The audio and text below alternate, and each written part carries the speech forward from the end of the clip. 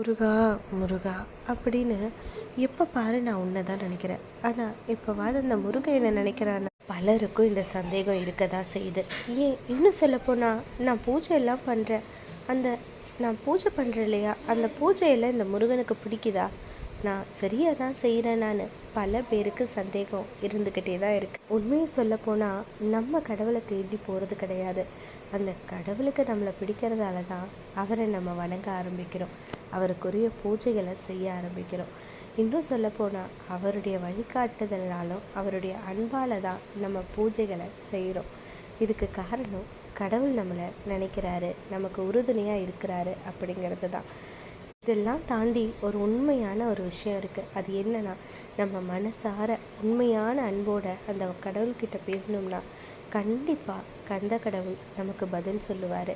அதுவும் நமக்கு புரிகிற மாதிரி. நம்ம எத்தனை வாட்டி கேட்டாலும் ஒரு குழந்தைக்கு அம்மா எப்படி சொல்லுவாங்களோ அப்படி பதில் சொல்லுவார்.